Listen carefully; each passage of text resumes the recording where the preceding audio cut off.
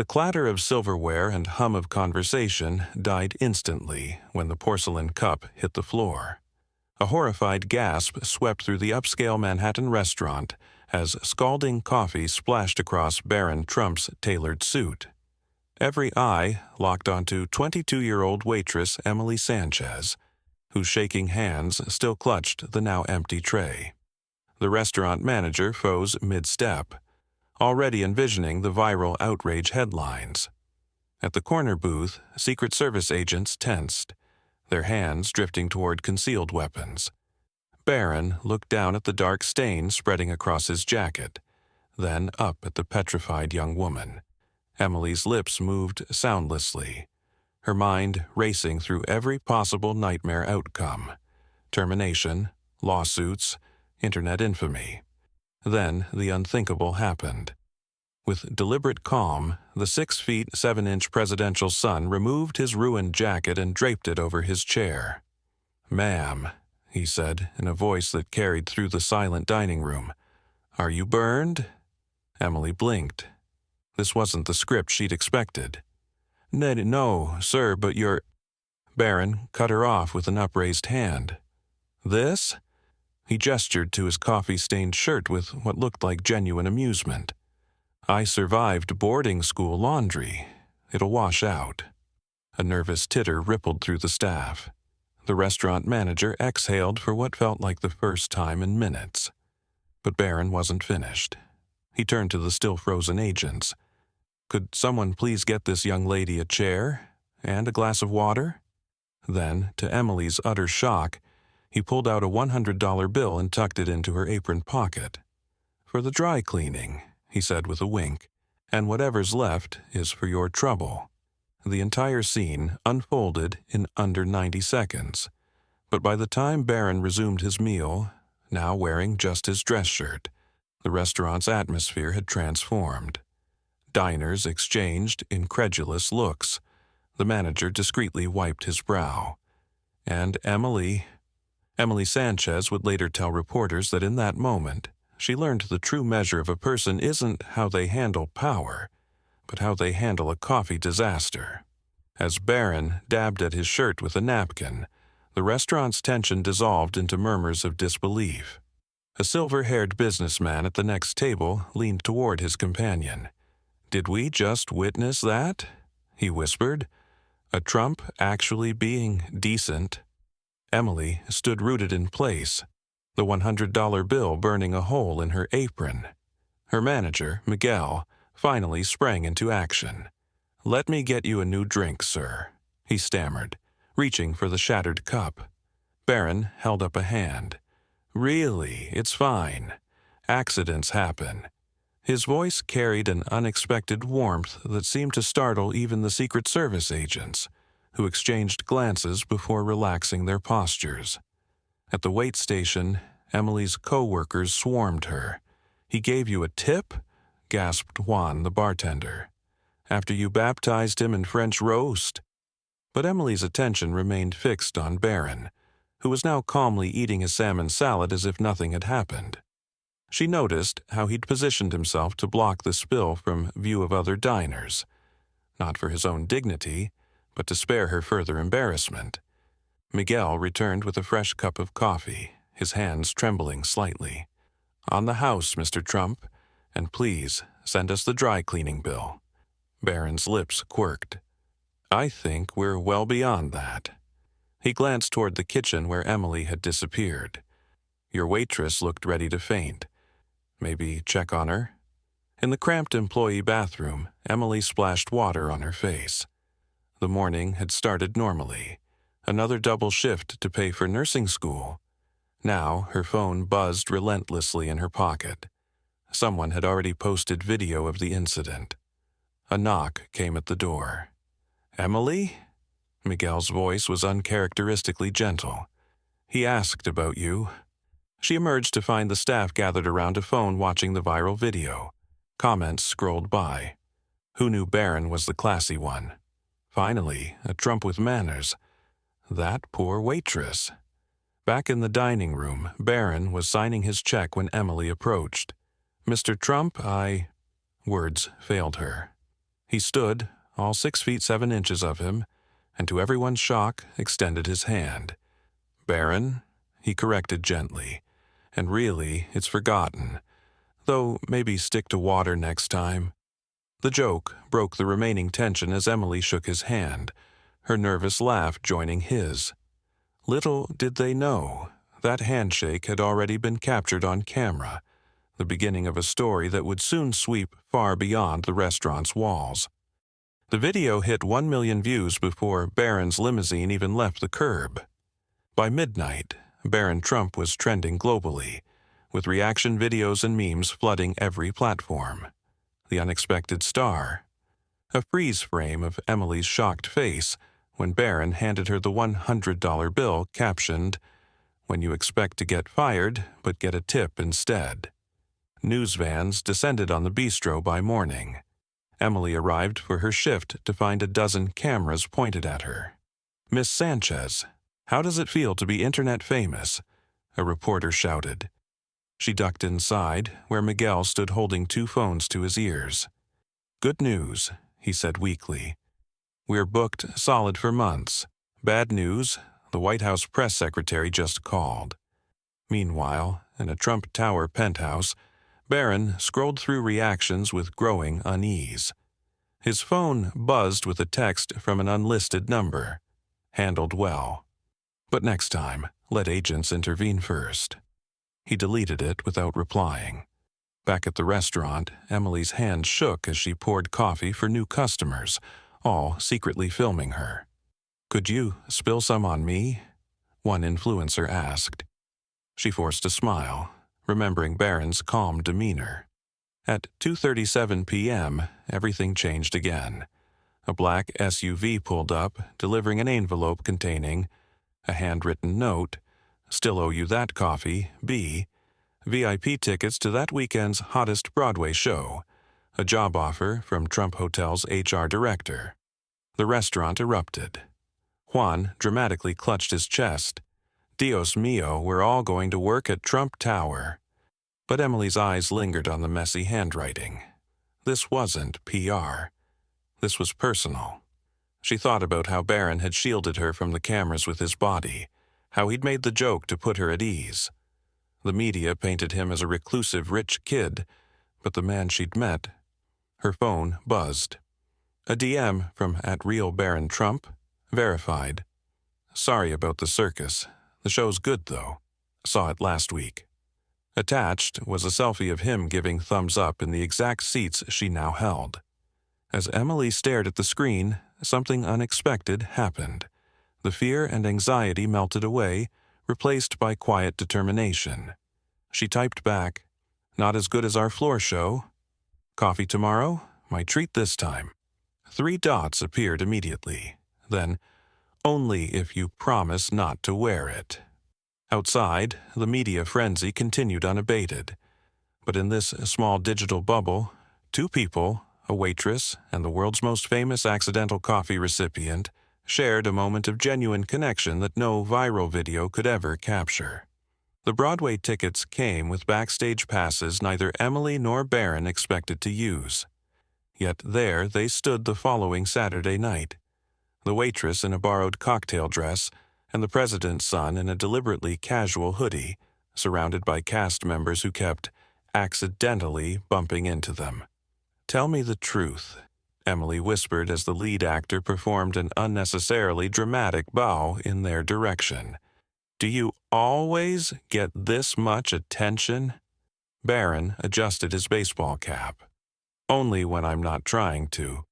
His phone buzzed for the 20th time that hour. "Dad wants to know if you're single. Don't answer that." A publicist appeared with 2 glasses of champagne. "Mr. Trump, the New York Times is begging for a comment about your new romance." Emily choked on her drink. Barron sighed.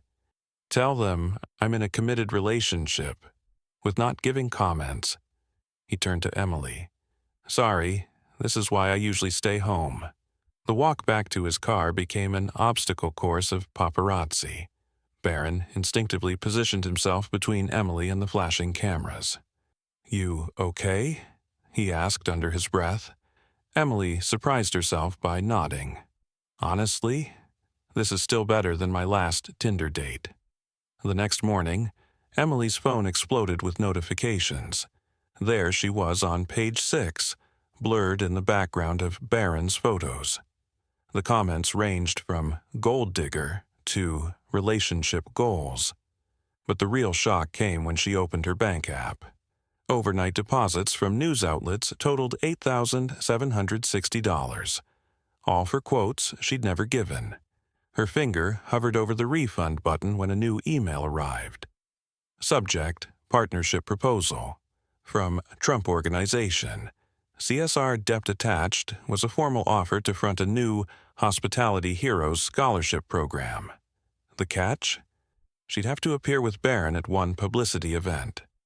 Emily stared at the generous figure. This could pay for 2 full semesters of nursing school. But at what cost? She remembered the exhausted look in Barron's eyes at the theater, the way he'd flinched at camera flashes like they were gunshots. Her reply took 3 drafts. Only if we can do it at the restaurant, and only if the waitstaff gets equal billing. The response came instantly. He said you'd say that. We'll send the contracts tomorrow. B's assistant.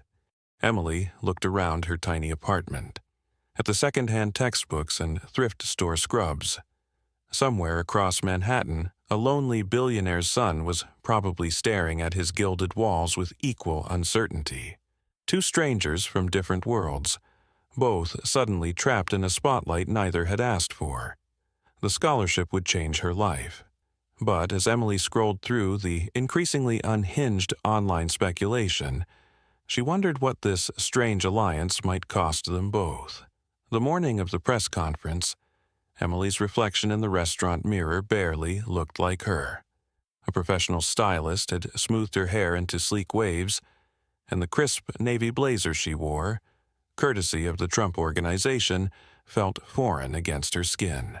Across the dining room, Barron adjusted his tie for the 10th time, his usual quiet confidence replaced by visible tension. "They turned this into a circus," he muttered, as a team of publicists buzzed around them. "I just wanted to help." Emily straightened his tie without thinking, the way she did for her little brother before school concerts. "Then, let's just tell the truth. That's all anyone should want, right?" Barron gave her a look she couldn't quite decipher. "You really haven't been in the news much, have you?" Outside, cameras flashed as they took their seats at the reserved table, the same one where the spilled coffee had started it all. Reporters shouted over each other. "Barron, is this relationship romantic or professional?" "Emily, what's your response to claims you orchestrated the spill?" "Are you, too?" Barron stood abruptly, silencing the room. "We're here to announce the Hospitality Heroes Scholarship," he said, his voice firmer than Emily had ever heard it. "Not to entertain conspiracy theories." But the press wasn't listening. A tabloid reporter shoved a microphone in Emily's face. "Sources say you've been paid 6 figures to improve Barron's public image. Care to comment?" Emily's hands clenched under the table. She glanced at Barron, who looked just as blindsided. The PR team hadn't prepared them for this. Then something snapped inside her. "I was paid $8.76 an hour when this started," Emily said, her voice shaking but clear. "The only source you should care about is the truth, that a decent person did a decent thing, and now we're trying to help others. If that's not good enough for your narrative, maybe check what that says about you." Dead silence. Barron's lips twitched. Then, to everyone's shock, he laughed. A real, unfiltered sound that made the reporters blink. "She's right," he said, shrugging. "Sometimes a coffee spill is just a coffee spill." The room erupted. Some journalists looked chastened, others scowled at their ruined angles.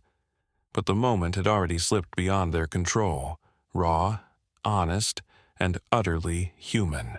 As they exited through the kitchen, Barron whispered, "You're terrifying when you're angry." Emily grinned. "You're not so bad when you're not scripted." But their relief was short-lived. Emily's phone buzzed with a notification. Trump Waitress scandal. Deepfake video emerges. Barron's face darkened as he saw his own screen. Oh, this is bad. Somewhere, someone had decided their story wasn't interesting enough as it was, and the real storm was just beginning. The deepfake video spread like wildfire. A convincingly edited clip showing Emily accidentally bumping into Barron while winking at the camera. Twitter exploded with #CoffeeGate conspiracies. News channels ran side-by-side analyses of the staged spill. Even some regular customers at the restaurant began eyeing Emily differently. At Trump Tower, Barron's legal team prepared defamation lawsuits. "We'll bury them," his attorney promised, but Barron shook his head. "Lawsuits just make it look like we've got something to hide." Emily sat in her tiny apartment, nursing school textbooks forgotten as her phone blew up with hate messages. Then came the notification. At Real Barron, Trump had tweeted. Not a denial, not a legal threat. Just, some people would rather believe an elaborate lie than a simple truth. For the record, at Emily Sanchez really does make terrible coffee. But her scholarship program doesn't suck. Core hospitality heroes. The internet collectively choked on its coffee. The tweet garnered 100,000 likes in an hour. Memes exploded of Barron dodging coffee cups in the Matrix. Late-night hosts begrudgingly admitted the Trump kid might actually be funny. At 3 a.m., Emily's buzzer rang. The security camera showed Barron standing outside her walk-up, holding 2 to-go cups. "Truce," his text read. "I brought the coffee this time." They sat on her fire escape as the city lights twinkled below. "Why did you do that?" Emily asked. "You could have just let your lawyers handle it." Barron sipped his coffee, making a face. "Still better than yours." Then he grew serious. "Because I'm tired of letting other people tell my story, and I thought you might be too." The next morning, they walked into the restaurant together. Not for a press conference, but for Emily's regular shift. Cameras swarmed as she tied on her apron, and Barron took a seat at his usual booth. When a reporter shouted about the fake scandal, Barron simply said, "Watch closely. This is called people being normal." And for once, the world did watch. Not the edited clips or conspiracy theories, but the simple reality of a waitress doing her job and a famous son choosing kindness over drama. The deepfake creator came forward with an apology. The scholarship applications tripled overnight.